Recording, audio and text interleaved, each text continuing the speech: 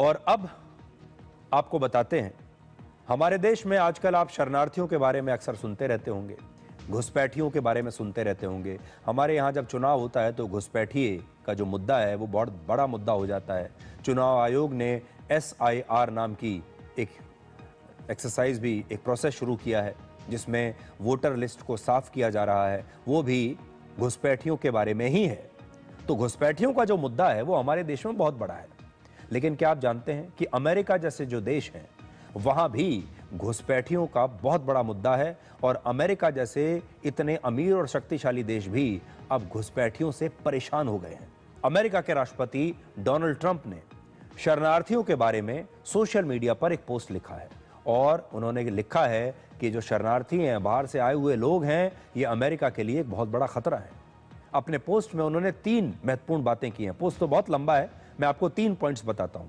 पहला जो उन्होंने लिखा है, शरणार्थियों की वजह से अपराध बढ़ते हैं, अस्पतालों में भीड़ बढ़ती है, घरों की कमी हो जाती है और वो सरकारी योजनाओं का फायदा उठाते हैं। देखिए, ये डोनाल्ड ट्रंप कह रहे हैं, अमेरिका के राष्ट्रपति। लेकिन हमारे यहां भी तो यही समस्या है। जब हमारे यहां घुसपैठिए आते हैं तो अपराध बढ़ते हैं, अस्पतालों में भीड़ बढ़ती है, रहने की जगह नहीं मिलती और सरकारी योजनाओं का ये लोग फायदा उठाते हैं। भारत और अमेरिका दोनों ही घुसपैठियों से परेशान। दूसरा डोनाल्ड ट्रंप जो लिखते हैं वो ये, ऐसे प्रवासियों को जो अमेरिका की शांति के लिए खतरा है, भले ही उनके पास सही कागजात क्यों ना हो, उन्हें भी देश से बाहर निकाल दिया जाएगा। अगर आपके पास सही कागजात हैं, आपके पास वीजा है, परमिट है, लेकिन अगर आप तब भी अमेरिका के लिए खतरा हैं तो आपको बाहर निकाल देंगे। और तीसरी बात उन्होंने लिखी है, ट्रंप ने यह दावा किया कि अब अमेरिका में रिवर्स माइग्रेशन से हालात ठीक होंगे, यानी वो रिवर्स माइग्रेशन करेंगे। जो प्रवासी अमेरिका में बस चुके हैं उन्हें वापस उनके देशों में भेज दिया जाएगा। अमेरिका के वॉशिंगटन डीसी में 2 सैनिकों पर हुए एक आतंकवादी हमले के बाद ट्रंप ने यह पोस्ट लिखा है। आपको याद होगा, अफगानिस्तान के एक पूर्व सैनिक ने यह हमला किया था। अगर अमेरिका में रिवर्स माइग्रेशन होता है तो ऐसे शरणार्थियों की संख्या लाखों में हो सकती है जिन्हें वापस भेज दिया जाएगा, क्योंकि ट्रंप के मुताबिक अभी अमेरिका में आधिकारिक तौर पर 5 करोड़ 30 लाख विदेशी रहते हैं। अब सोचिए जरा, अमेरिका दुनिया का सबसे विकसित देश है। अमेरिका के पास संसाधनों की कोई कमी नहीं, पैसे की कोई कमी नहीं, जमीन की कोई कमी नहीं। आज अमेरिका की अर्थव्यवस्था 2568 लाख करोड़ रुपए की है और भारत से उनकी अर्थव्यवस्था 7.5 गुना ज्यादा बड़ी है। अपराध रोकने और अपराधियों को पकड़ने के लिए अमेरिका के पास सबसे एडवांस्ड और मॉडर्न टेक्नोलॉजी है। सर्वेलांस का हर सिस्टम उनके पास है, उनके पास बड़े बड़े सैटेलाइट्स हैं, टेक्नोलॉजी है। लेकिन आज अमेरिका भी अपने यहां शरणार्थियों और प्रवासियों से इतना ज्यादा परेशान हो चुका है कि वो रिवर्स माइग्रेशन की बात कर रहा है। अमेरिका के अलावा Sweden, Britain, Poland, Ireland, Spain और ऑस्ट्रेलिया जैसे दूसरे देश भी अब अपने यहां शरणार्थियों से परेशान हो रहे हैं। इन देशों में अवैध शरणार्थियों के खिलाफ अब लगातार आंदोलन हो रहे हैं। वहां की जनता तो सड़कों पर उतर रही है और कह रही है कि यहां अब और बाहर से कोई व्यक्ति नहीं आना चाहिए। अब जरा एक आंकड़ा देखिए, भारत का क्षेत्रफल है 32,87,263 वर्ग किलोमीटर, यह भारत का क्षेत्रफल है और भारत की जनसंख्या है 146 करोड़, पूरी दुनिया में सबसे ज्यादा। अमेरिका का क्षेत्रफल है 98,33,517 वर्ग किलोमीटर और अमेरिका की जनसंख्या है सिर्फ 34 करोड़, सिर्फ। यानी भारत के मुकाबले अमेरिका के पास प्रति व्यक्ति 10 गुना ज्यादा जमीन है। इसके बावजूद अब अमेरिका न केवल शरणार्थियों को बल्कि प्रवासियों को भी बाहर निकालने की कार्रवाई करने के बारे में सोच रहा है। डिकोड में हमने आपको लगातार बताया कि कैसे कोई घुसपैठिया देश में आता है तो वो उस देश के संसाधनों पर कब्जा करता है, सरकारी योजनाओं का फायदा उठाता है, सब्सिडी लेता है और कई बार तो चुनाव में वोट भी डालता है। आज हमारे देश में सिर्फ अवैध वोटर्स की पहचान के लिए SIR चल रहा है तो पूरा विपक्ष इसके विरोध में खड़ा हो गया, जबकि SIR से अवैध घुसपैठियों की भी पहचान होती है और यह सबसे आसान तरीका है। इस समय केरल, तमिलनाडु और पश्चिम बंगाल में SIR को रोकने की मांगें हो रही हैं। पश्चिम बंगाल में SIR के खिलाफ ममता बनर्जी और उनकी पार्टी तृणमूल कांग्रेस लगातार विरोध प्रदर्शन कर रही है और ममता बनर्जी तो खुद चुनाव आयोग को कई चिट्ठियां लिख चुकी हैं। तृणमूल कांग्रेस के 10 सांसदों ने चुनाव आयोग से मिलकर SIR को लेकर शिकायत की है, लेकिन चुनाव आयोग ने इन सभी दावों को, शिकायतों को गलत बताया है। आज चुनाव आयोग ने कहा कि 9 दिसंबर को जब पश्चिम बंगाल में वोटर लिस्ट का ड्राफ्ट जारी होगा, उसके बाद ही कोई आपत्ति दर्ज की जानी चाहिए। चुनाव आयोग ने तृणमूल कांग्रेस को सख्त हिदायत दी है और कहा है कि वो बूथ अधिकारियों को न धमकाए और उनके काम को प्रभावित करने की कोशिश न करे। वैसे हमारे देश के कई विपक्षी नेता, विपक्षी पार्टियां और बुद्धिजीवी सुप्रीम कोर्ट में भी एसआईआर के खिलाफ जा चुके हैं और पिछले कई महीनों से सुप्रीम कोर्ट में एसआईआर पर सुनवाई चल रही है।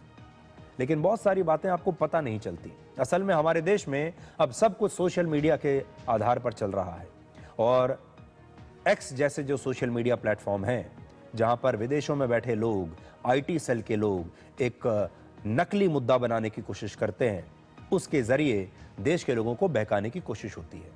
अब देखिए, एसआईआर की सुनवाई के दौरान 26 नवंबर को सुप्रीम कोर्ट ने एक बहुत अहम टिप्पणी की है जो आप तक नहीं पहुंची होगी, लेकिन आपको आज मैं बताना चाहता हूं। सुप्रीम कोर्ट ने कहा है, बिहार से किसी मतदाता ने कोर्ट में एसआईआर के बाद नाम हटने की शिकायत नहीं की है। शुरुआत में बिहार को लेकर यह धारणा बनी थी कि लाखों लोगों के नाम हटाए जाने वाले हैं और यह कोर्ट भी आशंकित था, लेकिन अंत में ऐसा कुछ नहीं हुआ। कोर्ट ने यह भी कहा कि आज जिस तरीके से एसआईआर के बारे में प्रचार हुआ है, कोई यह नहीं कह सकता कि उसे इसकी जानकारी ही नहीं है। कोर्ट ने एक और अहम टिप्पणी की, अगर किसी के पास आधार कार्ड है तो क्या इसका मतलब यह है कि उसे वोटर भी बनाया जाना चाहिए, यानी आधार कार्ड जिसके पास आ गया वो वोटर भी बन जाएगा। सुप्रीम कोर्ट का कहना था कि घुसपैठिए हमारे देश में लंबे समय तक रहने के बाद आधार कार्ड हासिल कर लेंगे, कर सकते हैं, लेकिन अगर वो भारतीय नागरिक नहीं है तो क्या उन्हें भी वोट देने की अनुमति दी जानी चाहिए सिर्फ इसलिए क्योंकि उनके पास आधार कार्ड आ गया है। मैं आपको संक्षिप्त में पढ़कर सुनाता हूं सुप्रीम कोर्ट ने क्या कहा है और ये बहुत अहम बात है। लेकिन हमारे देश में जो सोशल मीडिया पर हमारे देश के विपक्षी नेता हैं, वो ऐसी बातें कभी आपको बताएंगे नहीं और मीडिया भी नहीं बताएगा। अब देखिए, ये चीफ जस्टिस ऑफ इंडिया की अदालत में चल रही है सुनवाई और उन्होंने कहा है, चीफ जस्टिस ऑफ इंडिया कह रहे हैं, we experienced a strange thing in Bihar, we kept on directing, sent our paralegal volunteers, nobody came forward to say I have been excluded. Chief justice of India कहते हैं कि बिहार में बड़ी अजीब सी चीज देखने को मिली। हम लगातार यहां से निर्देश दे रहे थे, हमने अपने वॉलंटियर्स को बिहार में भेजा, लेकिन बिहार में कोई भी नहीं आया ये कहने के लिए, किसी ने कोई आकर शिकायत नहीं की कि भाई मेरा नाम वोटर लिस्ट से हटा दिया गया है। कोई शिकायत नहीं आई। अगर वोटर लिस्ट से नाम हटा है लोगों का तो उन्हें आना चाहिए था, लेकिन वो कह रहे हैं कि कोई नहीं आया। फिर आगे चीफ जस्टिस ऑफ इंडिया पूछते हैं, initially impression given about Bihar was lakhs were about to be deleted. We were also apprehensive what happened ultimately. तो कह रहे हैं कि शुरुआत में हम भी यही सोचते थे, हमें भी यही आशंका थी कि बिहार में लाखों लोगों का नाम वोटर लिस्ट से हटा दिया जाएगा, कट जाएगा, और हमें बड़ी इस बारे में चिंता थी, लेकिन आखिरकार ऐसा कुछ नहीं हुआ। ये कहना है और ये मुख्य न्यायाधीश का कहना है भारत के। और फिर वो आगे ये भी कहते हैं, Aadhaar card is a creation of statute to the extent it governs distribution of benefits.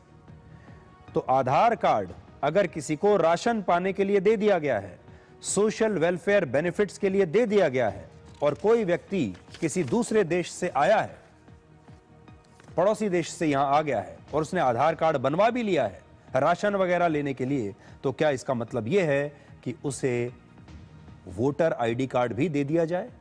ये सुप्रीम कोर्ट में चीफ जस्टिस ऑफ इंडिया ने यह बात पूछी है और यह बहुत बड़ी बात है। इसलिए सोशल मीडिया पर जो आ रहा है, एक्स पर जो लोग लिख रहे हैं, उस पर ध्यान मत दीजिए। और मैं बार बार आपको बताता हूं कि एक्स पर अब ये एक पॉलिटिकल बैटल ग्राउंड बन चुका है। हमारे देश में 146 करोड़ लोग हैं और एक्स पर इसमें से सिर्फ 2.5 करोड़ लोगों के अकाउंट हैं, 2.5 करोड़, और उसमें से भी बड़ी संख्या में ऐसे लोग होंगे जो इनके नकली अकाउंट होंगे। तो आप समझ लीजिए कि 2-2.25 करोड़ अकाउंट्स हैं पूरे देश में, जो आपका जो जनसंख्या है उसका 1.5% भी नहीं है। तो आप सोचिए, 1.5% वाले सोशल मीडिया प्लेटफॉर्म पर जो बातें चल रही हैं, क्या भारत के 145 करोड़ लोग वही बात कर रहे हैं या उससे अलग सोचते हैं? वो अलग सोचते हैं और ये बात हर चुनाव में साबित होती है।